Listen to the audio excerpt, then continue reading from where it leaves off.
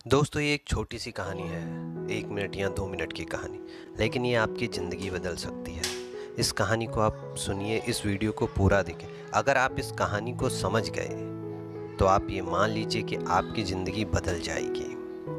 किसी शहर में एक व्यक्ति था, वो बहुत परेशान रहता था मानसिक रूप से। उसका किसी भी काम में मन नहीं लगता था, उसका कोई भी काम नहीं होता था। एक दिन वह इसी प्रकार परेशानी की अवस्था में था, तो उसका एक बहुत ही हृदय से लगा हुआ मित्र आया। उसने अपने दोस्त को देखा, उसकी परेशानी की वजह पूछी।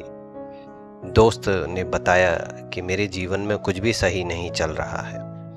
तब उसके दोस्त ने उसे एक सलाह दी। उसने कहा कि तुम प्रभु हनुमान की मूर्ति ले आओ अपने घर में और उसकी पूजा शुरू कर दो। जब से तुम उसकी पूजा करोगे तो तुम्हारी परेशानियां समाप्त होने लगे।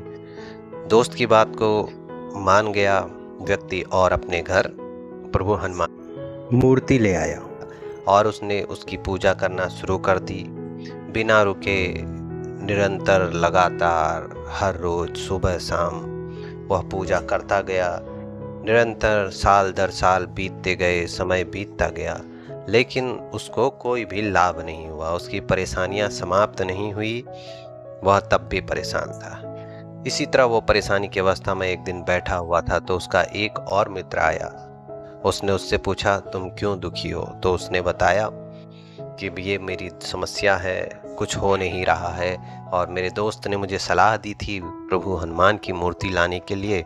उसके बावजूद भी मेरी ज़िंदगी में कुछ अच्छा नहीं हुआ। उसके दूसरे मित्र ने उसे सलाह दी कि तुम विष्णु जी की प्रतिमा ले आओ, वो तुम्हारे सारे दुख दूर करेंगे, तुम्हारी सारी इच्छाएं पूरी करेंगे। दोस्त अगले दिन बाजार गया और वहां से विष्णु प्रतिमा ले आया। उसने प्रभु हनुमान की जो मूर्ति थी उसको उठा के अलमारी के ऊपर रख दिया। मंदिर में जो अलमारी थी उसके ऊपर उसने उसे रख दिया और विष्णु जी की प्रतिमा को मंदिर में रख के पूजा शुरू कर दी। फिर वह पूजा करता गया, कई दिन बीत गए। अचानक एक दिन उसके दिमाग में ख्याल आया कि मैं जो भी धूप बत्ती, कपूर, लोबान, जो भी पूजा सामग्री जलाता हूँ, तो प्रभु हनुमान भी उसकी खुशबू लेते होंगे। जो दिया प्रज्वलित करता हूँ तो उनकी रोशनी उनको भी मिलती है। ऐसा करता हूँ, प्रभु हनुमान का मुंह बांध देता हूँ। और जैसे ही वह ऊपर उसने अलमारी से प्रभु हनुमान की मूर्ति निकाली और उनका मुंह बांधने लगा, तो इतने में क्या होता है, प्रभु हनुमान ने उनका हाथ पकड़ लिया, उन्हें रोका। वो व्यक्ति हैरान रह गया और उसने पूछा, हे प्रभु, वर्षों दर वर्षों मैंने आपकी पूजा की, तब तो आपने मुझे आशीर्वाद नहीं दिया, ना ही अपने दर्शन दिए। तो प्रभु हनुमान ने कहा, आज तूने मुझे एक मूर्ति नहीं समझा, आज तूने मेरी पूजा एक मूर्ति समझ के नहीं की।